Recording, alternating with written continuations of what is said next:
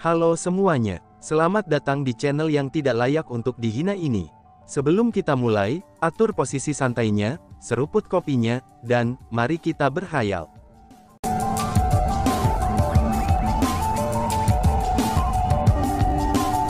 Melanjutkan cerita sebelumnya, aku akan membunuhnya, ucap Song Si. Song Si mengambil senjatanya, dan memandang Wang Lianzi dengan marah. Jangan, Song Si, pertimbangkan kasih sayang bertahun-tahun di antara kami, tolong luangkan aku kali ini saja. Tolong selamatkan hidupku. Aku mengaku salah. Aku benar-benar tahu kesalahanku sekarang. Jadi tolong luangkan aku. Melihat bahwa Song Si sebenarnya berencana untuk membunuhnya, Wang Lianzi menangis lebih menyedihkan, dan dia mulai kowtow ke Song Si berulang kali. Penampilannya benar-benar menyedihkan hingga ekstrim. Namun setelah mempertimbangkan bahwa Wang Lianzi adalah seseorang yang akan meracuni ibu tunangannya demi kepentingannya sendiri, itu bukan hanya Chu Feng, tetapi lebih banyak orang yang hadir juga mulai merasa jijik dengan Wang Lianzi. Namun demikian, Song Si bukan pengamat seperti mereka semua. Dia dan Wang Lianzi adalah kekasih masa kecil yang tumbuh bersama. Bahkan sebelum mereka bertunangan, Song Si menganggap Wang Lianzi sebagai adik perempuannya. Melihat Wang Lianzi bertingkah seperti ini, meskipun hati Song Si mengamuk dengan marah, tapi ia tidak dapat melakukan apa-apa, dan tidak mampu menggerakkan senjata di tangannya. Pada akhirnya, Song Si memandang ke arah Chu Feng dan berkata, "Chu Feng, apakah kamu bisa menghindarkannya? Lagi pula, ibuku sudah baik-baik saja sekarang," tanya Song Si. "Jangan tanya aku, putuskan apa yang harus kamu lakukan sendiri. Aku tidak akan ikut campur," kata Chu Feng. "Kalau begitu, lepaskan saja dia," kata Song Si. "Sangat baik. Kalau begitu, ayo pergi," ucap Chu Feng. Melihat Song Si telah memutuskan, Chu Feng berencana untuk pergi. Namun melihat bahwa Chu Feng akan pergi, Wang Lianzi tiba-tiba berteriak, "Tuanku, tolong tunggu." Mendengar itu, Chu Feng pun berbalik. Dia segera menyadari mengapa Wang Lianzi memanggilnya. Alasan untuk itu adalah, karena dia masih dikelilingi oleh serangga yang ingin menggerogoti tubuhnya. Tampaknya jika dia membuat gerakan tiba-tiba, serangga itu akan segera menyerbunya dan merobek-robeknya. Wush! Chu Feng melambaikan lengan bajunya, dan serangga-serangga yang menakutkan itu telah berubah menjadi cahaya keemasan sebelum menghilang ke udara. Adegan ini bukan hanya tidak menyeramkan, tetapi juga sangat indah. Tidak ada yang namanya Truth Ghost Bugs. Itu hanyalah taktik pengalih perhatian saja. Chu Feng mengejek. Mendengar kata-kata itu, Wang Lianzi berbalik pucat. Kemungkinannya, dia dipenuhi dengan amarah dan kebencian terhadap Chu Feng. Dia telah menemukan bahwa dia telah jatuh ke dalam perangkap, dan dia bahkan telah dipermainkan oleh Chu Feng. Namun meski begitu, dia sama sekali tidak berani menyerang Chu Feng. Dia tidak berani mengungkapkan kemarahan dan kebenciannya. Alasan untuk itu adalah, karena dia tahu betul bahwa Chu Feng bukanlah seseorang yang mampu ia provokasi. "Ayo pergi," ucap Chu Feng sambil berbalik dan bersiap untuk pergi dengan Song Si. "Tunggu dulu." Namun tepat pada saat itu, suara lain segera terdengar. Itu adalah kepala bendahara Zhao Manshan. "Kenapa, apakah kamu tidak berencana untuk membiarkan aku pergi?" tanya Chu Feng sambil menatap kepala kamar kepala Zhao Manshan dengan dingin. Melihat tatapan dingin Chu Feng, kepala bendahara Zhao Manshan dan yang lainnya, semuanya sangat ketakutan sehingga mereka mulai menggigil ketakutan. Chu Feng memperhatikan bahwa termasuk kepala bendahara Zhao Manshan, semua orang menundukkan kepala, dan mereka tidak berani menatap wajahnya. Namun setelah beberapa saat berlalu, kepala bendahara Zhao Manshan berhasil menenangkan pikirannya, dan perlahan-lahan mengangkat kepalanya. Dia mengumpulkan keberaniannya, dan bertanya kepada Chu Feng. "Kenapa kamu tidak berencana membunuh kita?" tanya si bendahara. "Jika aku berencana untuk membunuh kalian semua, kamu pasti sudah mati," kata Chu Feng. "Lalu, karena kamu bersedia menyelamatkan kami, mengapa kamu membantai yang lain dari Zhao Manshan kami?" tanya kepala bendahara Zhao Manshan. Mendengar kata-kata itu, ekspresi Chu Feng berubah. Kemudian dengan cara yang sangat bingung, dia pun bertanya, "Membantai yang lain? Kapan aku pernah membantai seseorang dari rumah Zhao kamu? Sebenarnya apa yang kamu bicarakan?" balas Chu Feng. "Apakah kamu tidak berani mengakuinya? Semua mayat Zhao Manshan kami masih terbaring di Zhao Manshan kami sekarang. Kamu berani mengatakan bahwa bukan kamu yang melakukan itu?" Kepala bendahara istana Zhao mempertanyakan. Mayat, di mana mayat-mayat itu? Bawa aku ke sana, kata Chu Feng. Karena dia tidak membunuh siapapun, Chu Feng tentu saja tidak ingin dituduh secara salah, dan memikul kesalahan menjadi seorang pembunuh untuk orang lain. Lalu Chu Feng harus memperjelas masalah ini. Paling tidak, dia harus membuat orang-orang dari Zhao Mansion tahu kalau dia tidak membunuh siapapun dari Zhao Mansion mereka. Sangat baik, ikuti aku, ucap si bendahara. Kepala bendahara Zhao Mansion semakin tidak takut pada Chu Feng, itu setelah melihat bahwa dia bersedia untuk berhadapan dengannya, dan tidak bertindak secara tidak masuk akal. Kemudian, dia mulai memimpin jalan untuk Chu Feng, dan mereka berjalan menuju rumah Zhao. The Zhao Mansion terletak di Valen Phoenix City, dan tempat itu padat penduduk. Di seluruh Valen Phoenix City, selain dari orang-orang di Zhao Mansion, praktis tidak ada yang berani berlama-lama di sekitar pintu masuk Zhao Mansion. Itu karena, The Zhao Mansion sangat arogan. Namun begitu Chu Feng memasuki rumah Zhao, semua orang dari rumah Zhao mengungkapkan ekspresi gugup di wajah mereka saat mereka melihat ke Chu Feng. Dan bahkan, mereka malah menggigil. Bahkan ada orang di antara mereka yang berbalik dan melarikan diri dari Chu Feng. Tindakan mereka bisa dimengerti. Begitu Lil Six bangun, dia segera menggambar poster Chu Feng. The Zhao Mansion mengumpulkan semua spiritualis dunia di sekitarnya, itu untuk membuat salinan poster agar mereka bisa membuat poster yang diinginkan untuknya. Dengan demikian, itu membuat semua orang di Zhao Mansion mengetahui, penampilan orang yang telah membunuh wakil Mansion Master Zhao dan semua yang lainnya. Dan sekarang, si pembunuh benar-benar berjalan secara terbuka tentang rumah Zhao mereka. Bagaimana mungkin mereka tidak kaget dan takut dengan hal ini? Orang harus tahu bahwa wakil Mansion Master Zhao Mansion, dia adalah leluhur marsial peringkat 5. Mereka merasa bahwa karena pembunuh itu mampu membunuh wakil Mansion Master mereka, itu berarti bahwa dia pasti seseorang dengan kultivasi di atas peringkat 5 martial ancestor. Mereka merasa bahwa Chu Feng kemungkinan besar peringkat 6 martial ancestor. Kepala bendahara Zhao Mansion langsung membawa Chu Feng ke tempat mayat-mayat itu disimpan. Oh surga, bagaimana mungkin ini terjadi? Melihat mayat-mayat itu, Song Si langsung terpana. Adapun Bibi Jing, dia sangat ketakutan sehingga dia langsung kehilangan kesadaran. Reaksinya juga bisa dimengerti. Lagi pula, mayat-mayat itu benar-benar mengerikan. Orang-orang itu benar-benar mati dengan menyedihkan. Untuk orang-orang seperti Bibi Jing yang tidak terbiasa dengan pemandangan seperti ini, mereka secara alami tidak akan bisa mentolerirnya. Apakah ini orang-orang yang aku temui di bawah Gunung Suci? Tanya Chu Feng.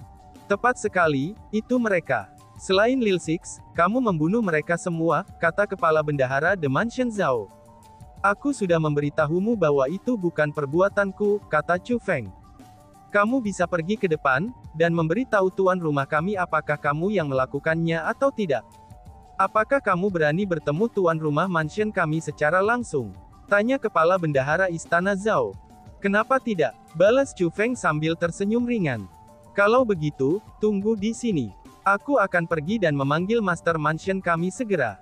Setelah mengucapkan kata-kata itu, kepala bendahara Zhao Mansion pergi. Orang-orang ini benar-benar bodoh. Apakah mereka masih tidak tahu kekuatanmu? Alih-alih memohon pengampunan segera, mereka justru berani berhadapan denganmu, ucap si ratu yang merasa sangat terganggu dengan sikap Zhao Mansion. Aku belum mengungkapkan auraku. Dengan kekuatan mereka, mereka masih tidak dapat mendeteksi bahwa aku adalah abadi sejati. Selain itu, rumah Zhao ini telah terbiasa menjadi penguasa sombong di wilayah ini. Bahkan ketika mereka bertemu orang yang lebih kuat dari diri mereka sendiri, maka mereka tidak akan mau menerimanya. Selain itu, bendahara Zhao Mansion semakin percaya diri setelah kembali ke Zhao Mansion. Kemungkinan besarnya, itu karena Zhao Mansion mereka memiliki leluhur marsial peringkat 7. Dengan betapa yakinnya dia pasti berpikir bahwa kultivasi aku hanya dari martial ancestor peringkat 6, dan dengan begitu martial ancestor peringkat 7 akan dapat menanganiku dengan mudah, kata Chu Feng. Saat memasuki Mansion Zhao, Chu Feng telah mensurvei seluruh rumah dengan kekuatan spiritualnya. Dengan demikian, dia sudah tahu berapa banyak orang di Zhao Mansion, serta semua kultivasi mereka. Mereka benar-benar tidak mengetahui besarnya langit dan bumi. Aku tidak pernah mengira, ternyata ada juga orang bodoh seperti itu di alam atas Ciliokosem besar, kata si ratu. Ada orang bodoh di mana-mana. Adapun orang-orang seperti Zhao Mansion yang menjadi sombong setelah mendapatkan sedikit kekuatan, mereka juga ada di mana-mana juga. Tentu saja, terlepas kemanapun orang pergi, orang-orang semacam ini hanya akan menjadi bangsawan di anak tangga paling rendah, kata Chu Feng. Setelah menjelajah banyak alam sendirian begitu lama, Chu Feng telah menyaksikan semua jenis orang. Adapun orang-orang seperti Zhao Mansion, mereka adalah yang paling sering dilihat.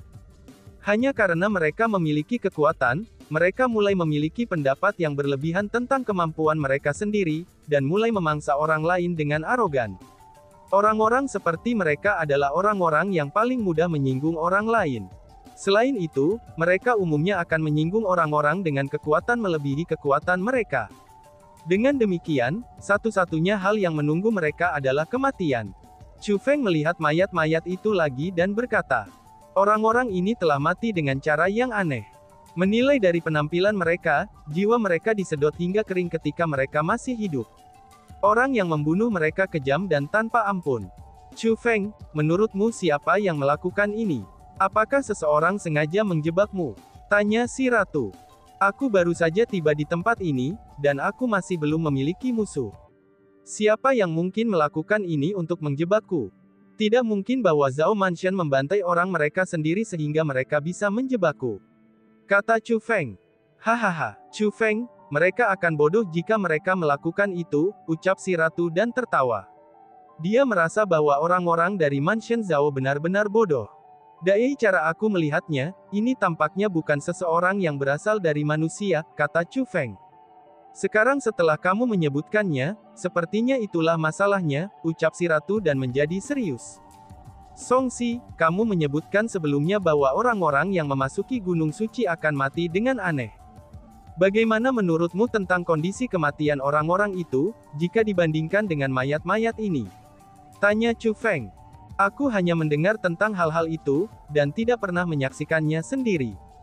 Namun kondisi kematian mereka benar-benar mirip dengan legenda.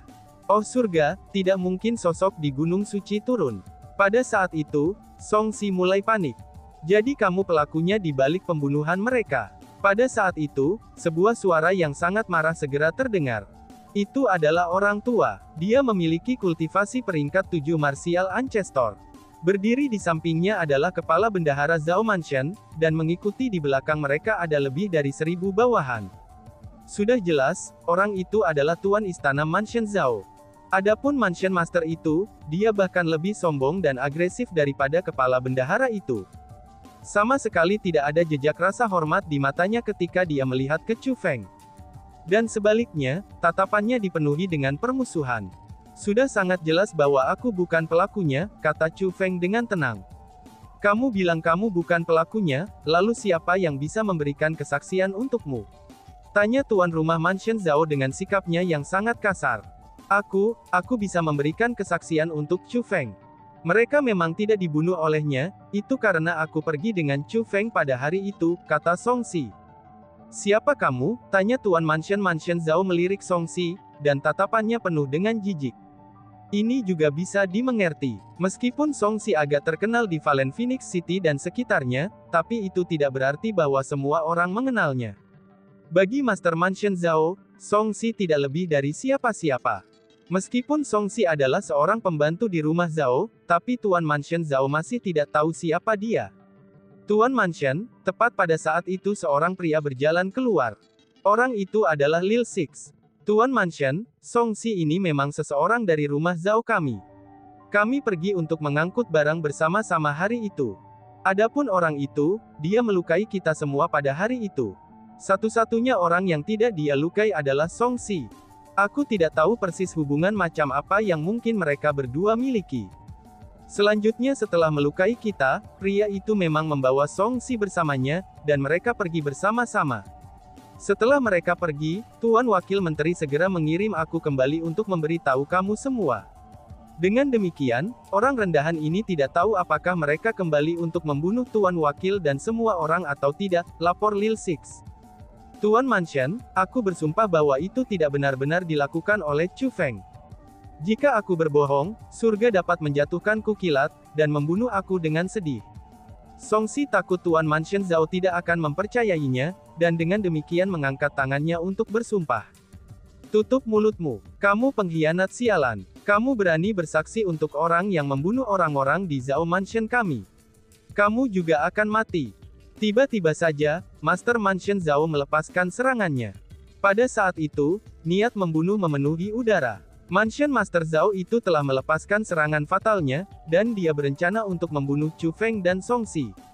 Chu Feng merasa bahwa jika dia benar-benar hanya leluhur marsial peringkat 6, maka dia, Songxi, dan Bibi Jing semuanya akan terbunuh tanpa mayat yang tersisa jika mereka diserang oleh serangan ini.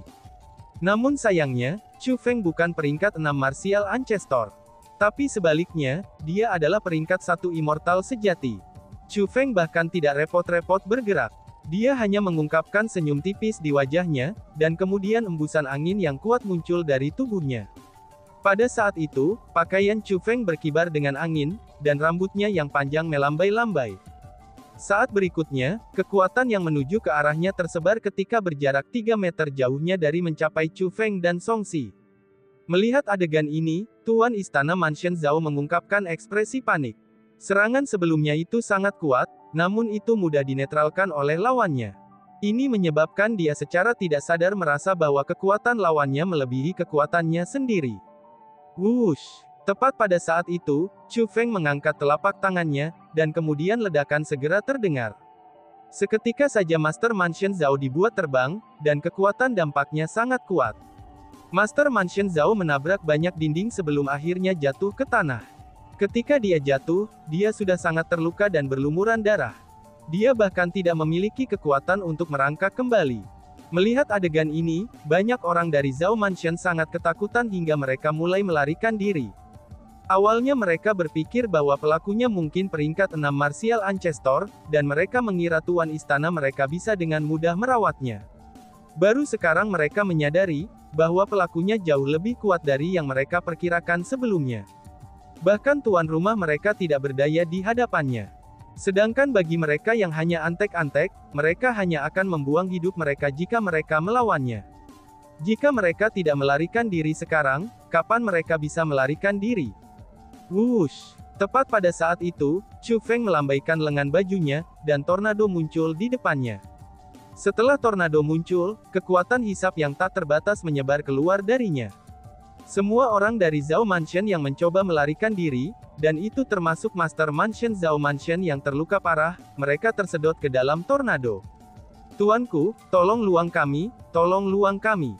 Kerumunan berputar di tornado tanpa henti, dan mereka meratap serta memohon pengampunan berulang kali. Ini berlanjut untuk waktu yang singkat. Kemudian Chu Feng membubarkan tornado, dan orang-orang itu jatuh dengan kejam ke tanah seperti anjing sekarat. Setelah mendarat, banyak orang mulai berlutut di tanah dan muntah farah tanpa henti. Aku akan mengatakannya sekali lagi. Aku bukan orang yang membunuh mereka, kata Chu Feng. Chu Feng berlari dengan tatapan sedingin es saat melintasi kerumunan. Semua orang dari rumah Zhao mulai menggigil ketakutan, dan praktis tidak ada yang berani mengangkat kepala untuk melihat Chu Feng. Bahkan tuan rumah Zhao Mansion itu tidak berani mengucapkan setengah kentut pada saat ini. Tapi bagaimana kamu membuktikan bahwa bukan kamu yang membunuh mereka? Pada saat itu, kepala bendahara Zhao Mansion berbicara lagi. Namun suaranya yang gagap mengungkapkan rasa takut yang dia rasakan terhadap Chu Feng. Bagaimana aku bisa membuktikannya? Hehehe, balas Chu Feng sambil tertawa dingin. Kemudian dengan pikiran belaka, kekuatan bela diri tingkat immortal yang tak terbatas meledak keluar dari tubuhnya seperti letusan gunung berapi. Kekuatan bela diri immortalnya melonjak ke langit. Kemudian, itu tersebar ke segala arah. Dan segera, itu mencakup seluruh Valen Phoenix City. Itu hanya dengan fakta ini, bahwa kalian semua masih hidup ketika aku memiliki kemampuan untuk membunuh kalian semua, kata Chu Feng. Pada saat itu, Master Mansion Zhao dan semua orang dari Mansion Zhao tertegun. Mereka tidak kaget, tapi mereka ketakutan. Hanya pada saat itulah mereka akhirnya menyadari, betapa kuatnya pemuda di hadapan mereka itu. Dia sebenarnya seorang ahli tingkat abadi sejati. Meskipun dia hanya peringkat 1 immortal sejati, namun tetap saja bahwa dia adalah immortal sejati. Dia adalah eksistensi yang bisa menenggelamkan mereka hidup-hidup hanya dengan ludahnya saja. Tuanku, meskipun kita memiliki mata, tapi kita buta. Tuanku, tolong jangan tersinggung dengan ketidaktahuan kita yang rendah hati, dan luangkan kita saat ini. Tuanku, tolong luangkan yang rendah ini. Aku hanya seorang pekerja di sini. Aku masih memiliki orang tua dan anak muda di rumah aku, dan aku benar-benar tidak ingin mati. Pada saat itu, orang-orang dari rumah Zhao semuanya menangis terseduh-seduh ketika mereka berlutut dan memohon pengampunan. Penampilan mereka benar-benar kecil dan rendah. Dan tiba-tiba saja bersambung. Sekian dan terima kasih banyak. Bye-bye.